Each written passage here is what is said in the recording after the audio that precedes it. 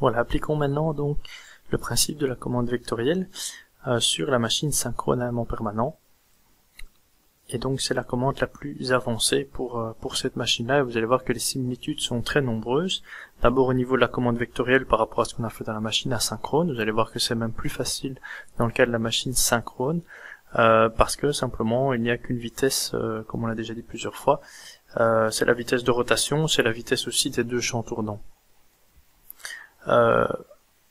Ça ressemble très très fort aussi à ce qu'on fait dans une machine à courant continu, puisqu'on va utiliser les composantes de parc DQ, et donc il va y avoir une forte ressemblance, on l'avait déjà montré, par rapport au contrôle d'une machine à courant continu. Donc on va être un peu à cheval ici sur les trois machines, pour comprendre, par rapport à ce qu'on a déjà vu, les nuances dans la technologie synchrone. Donc un petit rappel des différents types de commandes pour ne pas s'y perdre au niveau des machines synchrones. En fonction de la manière de piloter l'onduleur, soit on sera en onde carrée et avec la commande pleine onde. C'est comme ça qu'on avait établi notamment la commande BLDC, brushless, donc pour les moteurs des brushless, qui sont les mêmes machines, hein, un peu de choses près, que les machines synchronément permanent qu'on traite dans ce chapitre-ci, mais c'est au niveau de la commande qu'il y a une nuance. Là on avait une commande simple qu'on avait appelée la commande 6-step, pour piloter le moteur qui lui est dit brushless. Alors le jargon fait qu'on parle de moteur brushless, et que quand on dit un moteur brushless, on sous-entend que c'est une commande relativement basique 6-step qui est en amont du moteur. Alors si maintenant vous travaillez en PWM, alors à ce moment-là vous allez pouvoir essayer de générer une onde plus sinusoïdale pour la machine, contenu harmonique réduit, et ici dans ce cas-là on pourrait identifier deux types de commandes, bien qu'il n'y en ait qu'une finalement qui sera bonne, en fonction du cas où on traiterait, comme pour la machine asynchrone, les grandeurs dites scalaires, ou les grandeurs dites instantanées, comme on a fait dans la commande vectorielle de la machine asynchrone. Donc les grandeurs instantanées sont contrôlées dans une commande vectorielle, et c'est de là qu'on va parler d'une machine PMSM, Permanent Magnet Synchronous Machine, pour sous-entendre une machine qui serait pilotée au niveau industriel par une commande vectorielle. Alors la commande scalaire, ça n'en est pas vraiment une, au fait, en réalité, puisque à partir du moment où vous avez une machine synchrone, vous devez assurer l'autopilotage des deux champs magnétiques. On va encore y revenir dans ce chapitre-ci. Et donc à partir du moment où vectoriellement vous allez devoir placer votre vecteur, vous allez devoir imposer la phase pour pouvoir avoir la traction nord-sud entre l'aimant rotorique et le champ statorique. À partir de ce moment-là, c'est déjà du vectoriel. Donc vous allez voir très brièvement ce qu'on entendrait par une commande scalaire, mais elle n'existe pas en réalité comme dans une machine asynchrone. Dans la machine asynchrone, il n'y a pas d'autopilotage, et donc là on peut se contenter de modifier la valeur efficace de U et de F pour piloter, on dirait presque en boucle ouverte, la machine. Soit en boucle ouverte, soit ici en boucle fermée, mais avec une régulation qui se fait sur les valeurs RMS, et pas les valeurs instantanées. Donc en résumé, ceci, ça a déjà été vu dans des chapitres précédents. Le contrôle vectoriel, c'est ce qui va nous occuper dans ce chapitre-ci. Et puis vous avez ici une commande scalaire, mais en réalité, pour une machine synchrone à aimant permanent, elles sont toutes vectorielles. Alors à quoi ressemblerait ce fameux contrôle scalaire? Ce serait dire qu'on va faire une régulation en vitesse comme d'habitude, qui va nous sortir une valeur de IRMS de sortie. Ce IRMS devrait être multiplié par le sinus de θ, parce que je dois faire l'autopilotage, et donc je dois quand même connaître la position de mon rotor pour pouvoir régénérer les sinus θ, θ moins 2 pi tiers, θ plus 2 pi tiers pour faire les trois phases.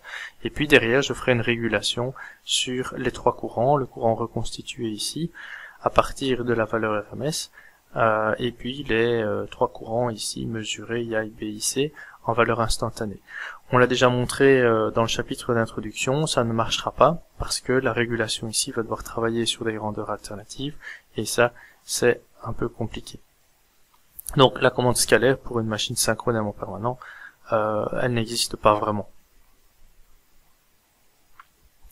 Donc vous l'avez compris, on va travailler sur les valeurs instantanées, et si je reprends l'exemple qu'on avait évoqué avec le moteur d'Ineo ici, il donc reçoit le courant instantané, il reçoit l'information de vitesse via le codeur, éventuellement d'autres informations venant de la charge, Et ce qu'on sait, c'est qu'en tout cas, comme dans une machine asynchrone, il faut au moins, pour régler la vitesse de la machine, pouvoir piloter sa tension efficace et sa fréquence. D'accord? Il faut au moins, parce qu'il y a la phase qui va venir se rajouter sur le slide suivant.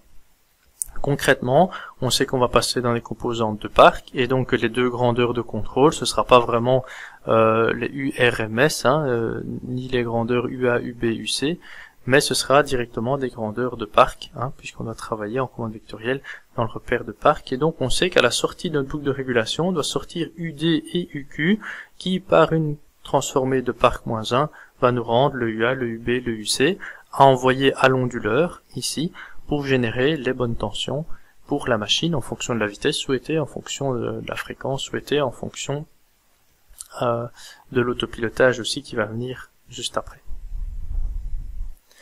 Donc voilà l'autopilotage, donc un rappel sur un slide que vous avez déjà vu plusieurs fois. Donc l'autopilotage consiste à synchroniser les deux champs, ce qui se fait naturellement dans une machine à courant continu grâce au système collecteur-balai. Les deux champs sont placés à 90 degrés. Vous avez ici le champ statorique et là vous avez le champ produit par le rotor. C'est là qu'on a donc le couple maximum par la loi de Laplace, B fois I fois L. C'est un produit vectoriel et c'est quand l'angle est à 90 degrés que vous avez l'effort maximum. J'aimerais bien refaire la même chose ici sur la machine synchrone en permanent. Et donc, ce qu'on doit faire, c'est se dire, je vais connaître la position de l'aimant et je vais régénérer avec l'onduleur un flux statorique qui est la somme du flux sur chacune des phases, généré donc par les courants via l'onduleur. Et c'est ce champ-là que je suis en train de contrôler lorsque j'envoie des tensions UA, UB, UC sur les trois enroulements statoriques. L'autopilotage, c'est quoi? C'est faire en sorte que quand je connais la position du rotor, je dois aller me mettre à 90 degrés par rapport à ce champ-là pour pouvoir faire en sorte que ce champ rotorique, le rotor, accroche le champ produit au niveau du stator, tout ça bien sûr avec des champs qui sont tournants à la vitesse de synchronisme. Donc ceci tourne, alors que les champs étaient fixes ici dans la machine à courant continu. Donc c'est encore un petit peu comme si vous aviez ici sur l'illustration, finalement, un âne qui court toujours après la carotte. Vous avez toujours en fait le rotor, et il faut lui mettre la carotte pour qu'il puisse accrocher. Si vous mettez un aimant à 90 degrés, il va le suivre. Si vous faites tourner votre premier aimant ici, l'aimant rotorique le suit. C'est un peu comme si l'âne suivait la carotte. Et pour pouvoir faire ça, étant donné qu'on va placer le flux dans l'axe D, donc plutôt l'inverse, on va placer l'axe D dans le sens du flux rotorique, on sait qu'il faudra aller injecter du courant dans l'axe Q. Ce que montre l'illustration ici. Donc là vous avez la machine synchrone en permanent avec ces trois phases. On sait que grâce aux grandeurs D et Q, on peut représenter les trois phases par deux bobines fictives, qui seraient la bobine D et la bobine Q, qui sont tournantes, qui tournent à la vitesse de synchronisme ns. Tout comme le rotor d'ailleurs, qui tourne aussi à la vitesse de synchronisme ns. Le flux rotorique, c'est le flux des aimants permanents, ça en fait un, et il faut qu'il y ait l'attraction nord-sud avec le flux statorique qui est ici. Alors le flux statorique, c'est la somme des flux sur chaque phase, mais dans nos enroulements fictifs diphasés, ça revient à additionner le flux dans l'axe D plus le flux dans l'axe Q. Alors si vous voulez avoir une bonne attraction nord-sud, et que vous avez placé l'axe D dans le sens, ici dans la direction de l'aimant permanent rotorique, ça veut dire qu'il faut que le flux statorique soit vers le haut, c'est-à-dire dans l'axe Q. Donc, il faut qu'on s'arrange pour que phi SD soit égal à 0. Il n'y a pas besoin de générer du flux au niveau du stator avec une composante dans l'axe D. Ça ne ferait qu'aller s'ajouter ou se soustraire au flux produit par le rotor. Mais si le but est de faire le couple, c'est essayer de générer le flux ici, dans cet axe-là. Donc, pour que ce flux dans l'axe D généré par l'onduleur soit égal à 0, il suffit de mettre un courant dans l'axe D qui est égal à 0 et se contenter d'une composante simplement sur l'axe Q. Puisqu'on va travailler les grandeurs de parc, ce sera assez facile. Et dans l'axe Q, le flux est différent de 0, et même plus que ça, le courant qui va circuler, comme on l'a montré dans le chapitre précédent, est une image directe du couple dans le moteur. Et donc le courant qu'il faut mettre, ça dépendra du couple que vous voulez mettre dans le moteur, à la constante de couple près. Donc ça, c'est dans les conditions, bien sûr, où vous voulez avoir le maximum d'attraction entre le nord et le sud. Deux aimants mis à 90 degrés, c'est eux qui auront le maximum d'attraction. Et donc c'est dans le cas où vous voulez avoir le maximum de couple. D'accord? Donc le maximum de couple, le couple au fait dépend de deux choses. Hein, c'est F égale B fois I fois L, toujours la même chose. Donc B fois I fois L, il dépend... Ah oui, je dois rajouter B fois I fois L fois sinus de l'angle entre les deux. D'accord? Et donc c'est pour ça que quand vous êtes à 90 degrés, ben, vous aurez sinus 90, ce qui fait 1. Donc il dépend de l'angle qu'il y a entre le B et le I. Donc l'angle entre le B et le I. 90 degrés est le maximum. Et si le sinus vaut 1, ben à ce moment-là, il dépend du courant. En l'occurrence ici, le courant IQ, dans l'axe Q. D'accord? Donc c'est vraiment une loi de Laplace, finalement, comme d'habitude, à laquelle on revient. Et vous voyez la forte analogie avec la machine à courant continu, où on avait IA égale C sur KT. Et donc finalement, c'est un peu comme si l'âne était placé dans le sens de l'axe D. Où est-ce qu'il faut lui mettre la carotte pour pouvoir faire en sorte qu'il y ait le plus, pour qu'il essaie d'avoir la plus grande attraction possible, si je peux dire, bah, il faut la mettre, la carotte, à ce niveau-ci, dans l'axe Q, et comme ça, l'âne va suivre en permanence la carotte qui tourne bien sûr, puisque c'est sur un champ tournant, donc c'est sur un axe tournant. N'oublions pas que les bobines TQ sont en train de tourner ici à NS, et donc l'âne va avancer par là, la carotte avance par là, et vous laissez toujours l'angle entre les deux, de manière optimale. Bon, plus de sens physique que ça, je sais pas faire. Alors, si on regarde les équations qu'on avait établies dans le chapitre précédent, c'est là qu'on va repartir pour établir la commande vectorielle. On avait dit quoi? On avait dit, c'est assez surprenant à quel point les équations ressemblent aux équations d'une machine à courant continu. Ça, ce serait l'enroulement d'excitation d'une machine à courant continu, et ça, ce serait l'enroulement d'induit d'une machine à courant continu. C'est exactement les deux mêmes équations.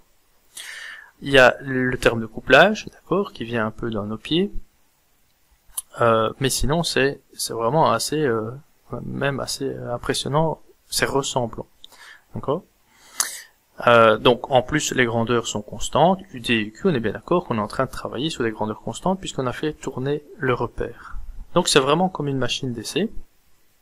Mais bon, faut quand même garder en mémoire, donc on travaille sur un enroulement qui est triphasé, d'accord, on a un seul enroulement triphasé au stator, et puis alors on a ce terme de couplage qui n'apparaissait pas dans la machine d'essai.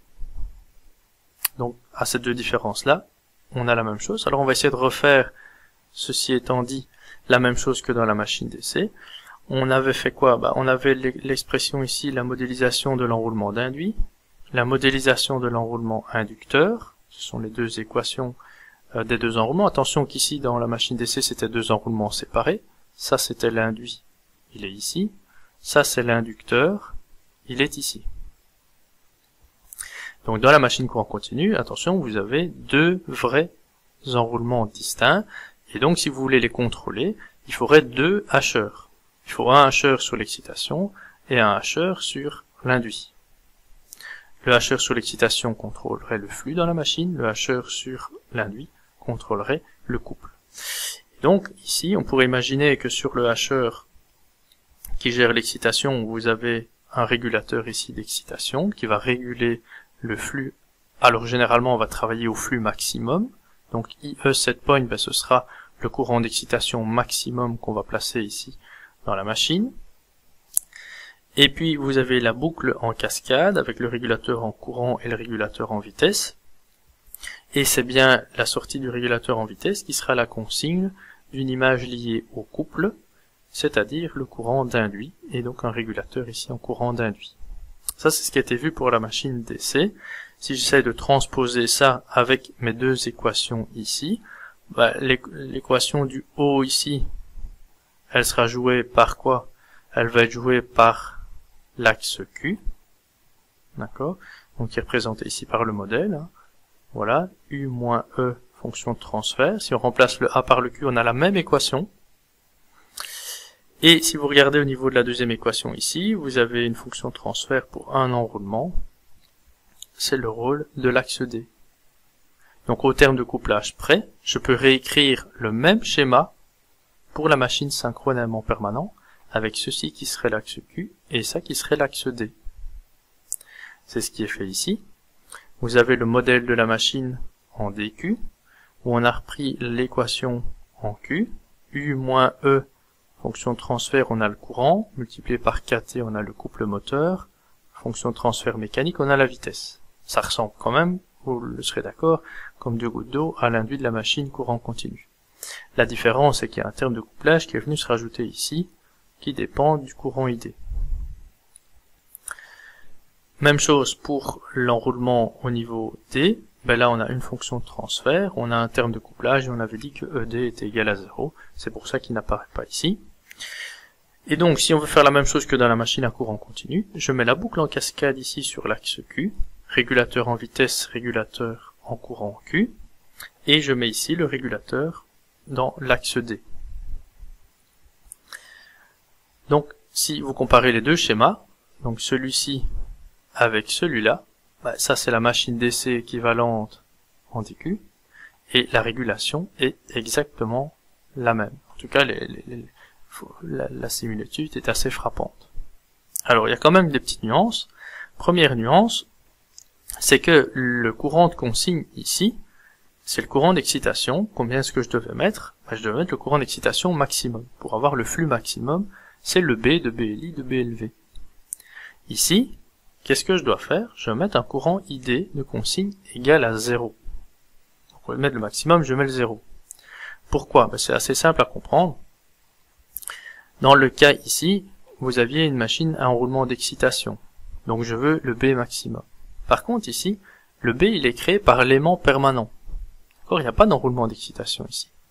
Donc c'est l'aimant permanent qui génère le flux.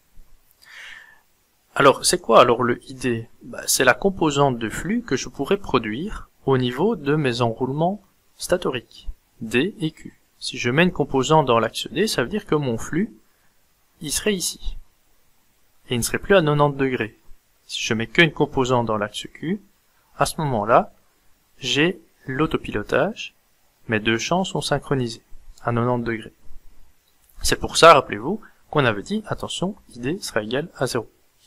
Et donc voilà la consigne de ID qui sera nulle, et il ne faut pas confondre avec l'enroulement d'excitation qu'il y aurait sur une machine d'essai qui devrait générer le flux maximum.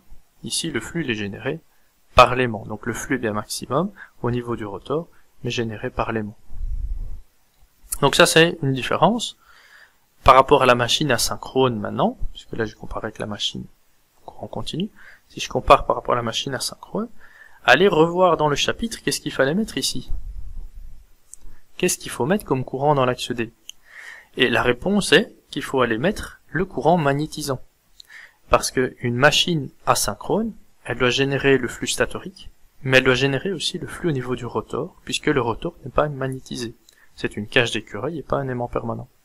Donc l'axe D, pour la machine asynchrone, c'était la génération du flux équivalent pour magnétiser la machine. Donc ici, c'était un courant magnétisant qui n'a pas besoin dans la machine synchrone puisque le rotor est magnétisé par l'aimant propre. D'accord? Donc vous voyez qu'il y a vraiment des forts analogies qu'il y a moyen de faire. Hein. Tout se tient avec du sens. Hein. C'est pas que des maths. Alors une autre nuance par rapport à la machine courant continu, ben, c'est cette histoire de couplage-découplage. Donc vous avez dans le modèle ceci, qui sont le terme de couplage. Et ce qu'on propose de faire dans la régulation, tout comme dans la machine asynchrone, c'est de venir rajouter ici un terme en action feed-forward sur le régulateur. Et on vient rajouter, une fois qu'on a fait la régulation de IQ et de ID, on vient rajouter le terme de couplage, mais avec le signe opposé. On parlera du découplage. Et donc, en réalité, qu'est-ce que ça va permettre de faire? Ben, si vous regardez, ceci se compense avec ça. Ça permet alors de faire une régulation pour un process qui est une fonction de transfert du premier ordre ici. Et donc, comme dans la machine asynchrone, ça permet de faire une méthode IMC sur un cas relativement simple qui est un premier ordre, parce que les termes de couplage-découplage s'annulent.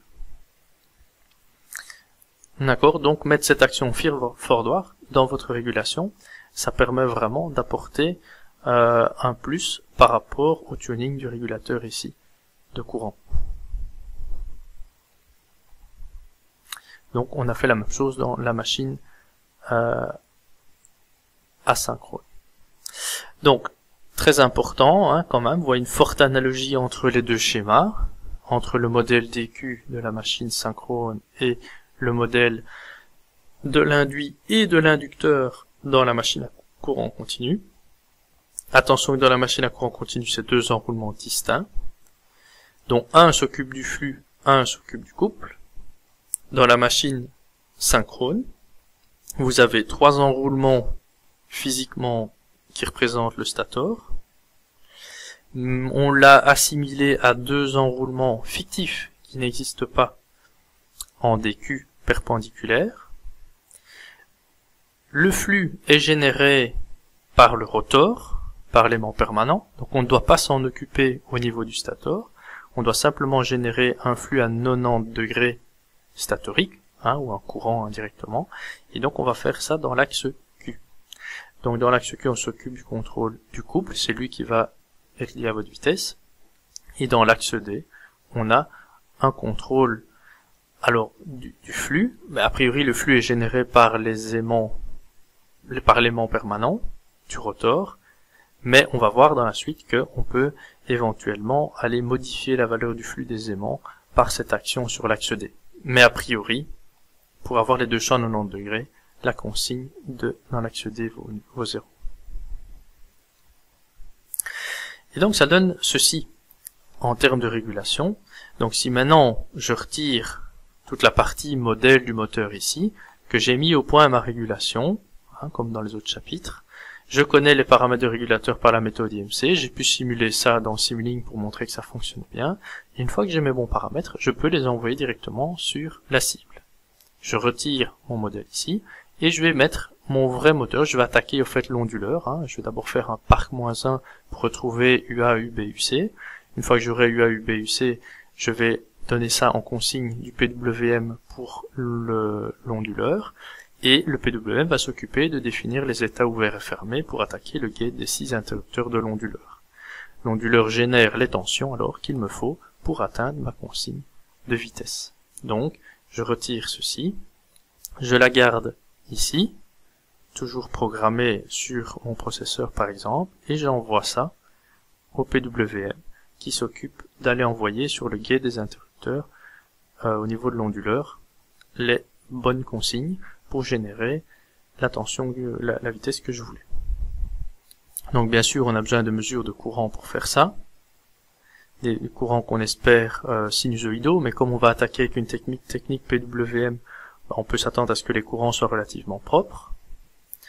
Éventuellement, je peux appliquer une opération de filtrage ici, pour lisser un peu, pour ne plus avoir le ripple de courant. Je dois aussi avoir l'information qui vient de mon codeur incrémental, qui, avec une prise de 0, peut me donner une information de position, ce qui revient à intégrer la vitesse. J'aurai alors la vitesse que je peux envoyer ici, dans mon régulateur de vitesse. J'ai besoin de deux mesures de courant, la troisième en sera déduite puisque la somme vaut 0. Je sors le courant IC, je passe dans Parc et j'ai mes consignes ID et IQ de mesure que je peux envoyer dans mes régulateurs de courant. Pour que Parc puisse fonctionner, j'ai besoin d'une information de la position du rotor. Hein, c'est lui qui va me donner finalement l'angle de rotation du repère de Parc. Et cet angle-là, c'est le même que l'angle qui correspond à la vitesse de rotation. Il n'y a qu'une vitesse ici dans la machine synchrone. Donc le θ, je le reprends pour l'envoyer dans les matrices de Parc, puisqu'on a besoin des cos θ, sin θ, si vous vous souvenez bien. Et voilà, la boucle est bouclée. Une fois qu'on a fini la régulation, on a les trois grandeurs de tension en valeur instantanée, donc on est bien en commande vectorielle. Ça nécessite des capteurs qui soient plus avancés, donc des mesures de courant sinusoïdal par exemple ici. Ça demande ici un codeur incrémental qui a une bonne résolution, puisque l'autopilotage, si vous l'avez bien compris, va se faire beaucoup plus rapidement, en tout cas avec un pas beaucoup plus petit, donc beaucoup plus souvent par tour, que ce qu'on faisait quand on faisait une technique six-step où on essayait de remettre les champs synchronisés tous les 60 degrés.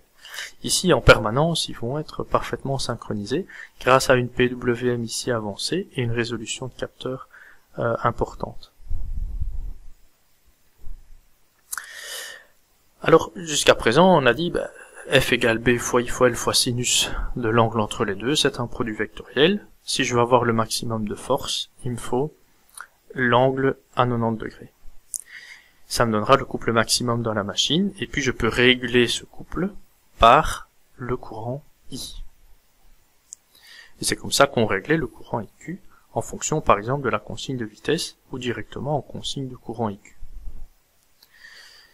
Si maintenant je n'ai pas envie d'avoir ce couple maximum, par exemple, j'aimerais bien pouvoir travailler au-dessus de la vitesse nominale, comme on l'a fait pour un moteur courant continu par exemple. J'aimerais bien réduire le flux dans la machine. On sait que si on réduit le flux, il faudra se contenter de moins de couples. Et j'aimerais bien passer en survitesse. Est-ce que c'est faisable? Est-ce que c'est pas faisable? Alors, a priori, on aurait envie de dire que c'est pas faisable. Pourquoi? Parce que ça s'appelle le flux weakening. Il faut essayer de réduire le flux dans la machine, mais le flux il est imposé par les aimants permanents. Donc réduire le flux sur un moteur à courant continu, pas trop de problème. Avec un enroulement d'excitation, je diminue le courant d'excitation, ça permet de réduire le flux. Si vous prenez une machine asynchrone, on a montré qu'on pouvait réduire le flux aussi. Il faut diminuer le courant magnétisant, qui était une image du courant dans l'axe D. Si vous prenez une machine maintenant DC à aimant permanent, est-ce qu'il y a moyen de réduire le flux? La question est non. Pourquoi? Parce que le flux, on peut aller revoir ça sur l'illustration ici des deux machines. Est-ce que je sais réduire le flux ici? J'ai le flux qui sera apporté, donc imaginons que j'ai pas d'enroulement d'excitation. C'est des aimants, un nord, un sud. Comment est-ce que vous voulez réduire le flux produit par l'aimant permanent dans la machine? C'est un peu difficile. Alors vous allez me dire, oui, mais il y a un flux qui est ici aussi, qui est sur l'induit, mais lui n'a pas beaucoup d'effet parce que il ne va pas, les flux sont à 90 degrés. Et donc les champs étant à 90 degrés, il n'y a pas d'effet direct. Alors une idée peut-être quand même, ce serait de dire, tiens, et si je décalais les balais ici? Si je décale le balai, je décale le balai ici. Je rêve, d'accord? Si j'arrive à décaler les balais, qu'est-ce qui va se passer? Je vais avoir un flux qui n'est plus dans ce sens-là, mais je vais avoir un flux qui est, allez, je vais le décaler dans l'autre sens, je vais le décaler par ici, je vais avoir un flux qui serait dans ce sens-ci. Vous allez me dire, oui, mais vous avez perdu vos 90 degrés, donc avec la place, moins de couple. Oui, mais j'ai, avec ça, créé une composante de flux dans l'axe ici. D'accord? Alors le flux sera décomposé en une composante dans cet axe-là, qui fera le couple, mais il y a une composante qui vient ici, longitudinalement, s'ajouter ou se soustraire au flux produit par l'aimant. Et donc, quelque part, j'ai réussi à aller bidouiller le flux qui était produit par l'aimant grâce à l'effet de la réaction d'induit, dans lequel j'ai créé une composante de flux dans le même sens que celui de l'aimant. Alors vous allez me dire, ouais, mais c'est un peu tordu, il faudrait avoir un système qui décale les balais, d'accord, décalerait les balais ici, et en effet, je vous le concède, ce serait un peu difficile à faire au niveau mécanique, bien que, pour d'autres raisons, ces systèmes ont existé aussi sur les grosses machines de puissance en courant continu, mais je vous passe les détails. Donc, en résumé, changer le courant d'excitation avec un enroulement d'excitation, c'est facile. Si c'est une machine à aimant permanent DC, a priori, je sais pas le faire. On va laisser en parenthèse ce décalage des balais. Et dans la machine synchrone, alors, dans la machine synchrone, ça reviendrait à changer l'angle ici. Et donc, au lieu de mettre notre carotte à 90 degrés par rapport à l'âne, on pourrait très bien se dire, je vais mettre un angle plus petit. Et au lieu de générer des courants dans mes 3 bobines qui me font un flux total dans ce sens-là, je vais faire un flux total ici. D'accord? Et je vais générer une composante dans l'axe D. Et donc en générant cette composante dans l'axe D, elle va venir s'ajouter ou se soustraire au flux des aimants, se soustraire en l'occurrence si je veux faire de la démagnétisation, et ça va me permettre de réduire le flux, tout en gardant une composante dans ce sens-là, perpendiculaire, qui s'occupe du couple. Mais vous l'aurez compris, pour un même effet Joule créé, donc pour un même courant maximum, si je dois faire une composante dans l'axe D, j'aurai une composante dans l'axe Q, qui est plus petite. Et donc je devrais me contenter de moins de couple, d'abord parce que l'angle est plus petit, et puis la composante de courant est plus petite aussi. Donc on sait défluxer une machine synchrone à aimant permanent. Elle a un aimant sur le rotor, mais au niveau du stator, je crée une composante comme on le voit ici. Une composante ID, qui est dans le même sens D, qui vient s'opposer au flux des aimants pour réduire le flux au sein de la machine. Et quand j'ai réduit le flux au sein de la machine, c'est comme on l'a fait auparavant, ça me permet d'aller en survitesse. Ça me permet de dépasser la vitesse par exemple nominale. Mais en se contentant de moins de couple. Et donc l'angle maintenant, il vaut quoi? L'angle il vaudra ici, si ça c'est θ qui est donné par la mesure de vitesse, on l'intègre, on a la position, il faut rajouter un angle psi ici, et l'angle psi, c'est le déphasage entre la force électromotrice et le courant, et a priori il valait 0 lorsqu'on voulait que les deux champs soient à 90 degrés. Vous avez ici le champ des aimants, perpendiculaire à la force électromotrice. Vous avez le champ statorique qui était a priori à 90 degrés. Vous aviez donc un angle ici de 90 degrés. Maintenant vous avez le champ produit par l'aimant qui est toujours ici, mais le champ produit par le stator, il est là. Et donc vous avez cet angle psi qui est venu s'ajouter. Donc ça c'est ce qu'on appelle la réaction d'induit, parce que c'est par l'effet d'induit qu'on a créé un flux qui vient s'opposer au flux inducteur qui était ici imposé par l'aimant permanent. Donc on a réussi à démagnétiser la machine grâce à la réaction d'induit, un peu comme on aurait démagnétisé une machine à courant continu en réduisant son courant d'excitation, en diminuant le courant dans la bobine du stator. Oui, donc la grosse différence ici, c'est qu'on n'a pas d'enroulement pour le faire, et donc on ne peut le faire que en jouant via l'onduleur. C'est notre seul point le seul point d'accès. Hein. On est d'accord que sur le rotor, on n'a pas accès. Hein. Je ne sais pas aller avoir accès là. On pourrait avoir un enroulement d'excitation placé sur la machine synchrone à aimant permanent, sur le rotor. Donc l'aimant permanent, non pardon, je recommence. L'aimant permanent pourrait être remplacé par un enroulement d'excitation qui serait placé sur le rotor. D'accord? Donc ça ferait une machine synchrone à excitation bobinée. Alors ça a existé, on n'en trouve quasiment plus, mais ça existe par exemple dans les trains à grande vitesse. Il y a certaines topologies qui existent avec des onduleurs à thyristors qui pilotent des machines synchrones autopilotées comme on appelle ça. Mais sinon c'est pas très courant, aujourd'hui on a tendance à remplacer par l'aimant permanent. Et donc à partir du moment où vous mettez un aimant permanent, vous n'avez plus accès au rotor, vous avez accès que au stator, mais le stator on l'a découplé en D et Q, on pourrait dire que l'axe Q s'occupe toujours de couple, mais que l'axe D s'occupe de démagnétiser. Donc ça revient ici à rajouter une boîte supplémentaire, une fonction, qui dirait si la vitesse demandée est supérieure à la vitesse nominale de la machine, ça veut dire que je veux rentrer en survitesse, je suis arrivé à la tension nominale de la machine, je veux encore aller plus vite, je peux augmenter la fréquence, mais je sais plus augmenter la tension. Et donc, qu'est-ce que je dois faire concrètement dans la commande vectorielle? C'est ne plus garder une consigne de courant ID à 0, mais mettre une consigne de courant dans l'axe D qui va augmenter progressivement.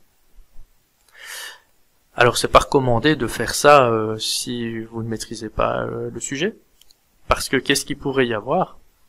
C'est que, et d'ailleurs vous aurez un grand warning quand vous voulez faire ça sur un variateur de fréquence, plus vous montez la composante ici, si à un moment donné votre composante 2D est trop importante par rapport au flux des aimants, vous risquez de démagnétiser votre machine. Et là la machine poubelle, à partir du moment où les aimants sont démagnétisés, elle ne vaut plus rien. Donc attention que le flux que vous créez par le stator, en réaction d'induit, ne vienne pas démagnétiser votre rotor, puisque c'est un flux que vous créez en opposition. Donc, à manipuler avec précaution, mais en général, on vous le dit dans tous les catalogues qui sont liés au drive, lorsque vous voulez toucher à cette composante de ID. D'accord? Mais donc finalement, le schéma est toujours le même que ce qu'on a fait dans la machine asynchrone. Si ce n'est que dans la machine asynchrone, vous avez toujours un courant magnétisant, et quand vous voulez démagnétiser, vous le réduisez. Ici, vous avez toujours une consigne de ID égale à 0, et quand vous voulez démagnétiser, il faut augmenter cette consigne de courant ID.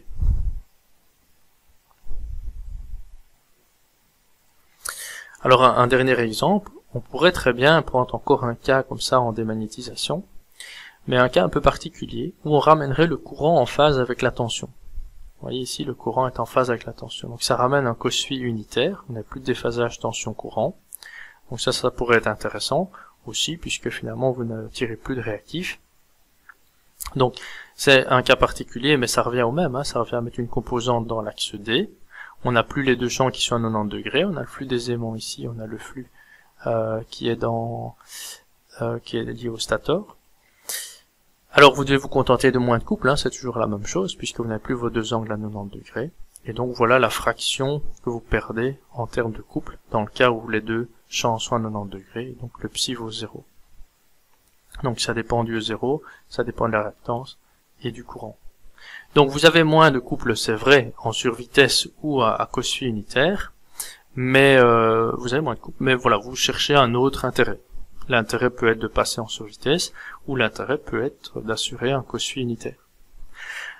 Alors si vous prenez un train à grande vitesse, l'AGV, hein, qui a été développé, qui est toujours d'ailleurs je pense en développement, vous avez là une machine synchrone en permanent, et ce n'est pas que un type de contrôle qu'on va mettre sur la machine, vous pourriez imaginer différents types de contrôles qui se complémentent.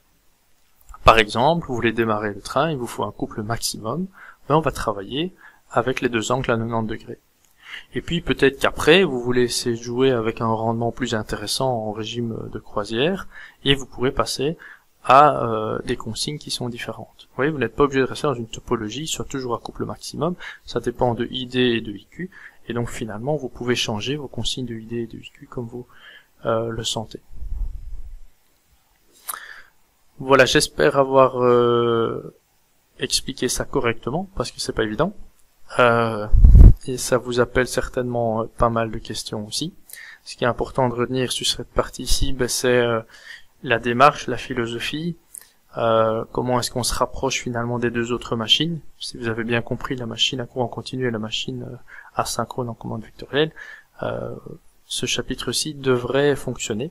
Mais c'est vrai que on atteint là des discussions qui deviennent un peu plus avancées par rapport aux objectifs du cours. Donc je compte sur vous pour des discussions intéressantes et enrichissantes lors des questions-réponses.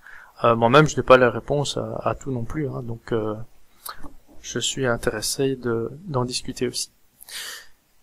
Voilà, merci et je vous laisse passer à la vidéo suivante.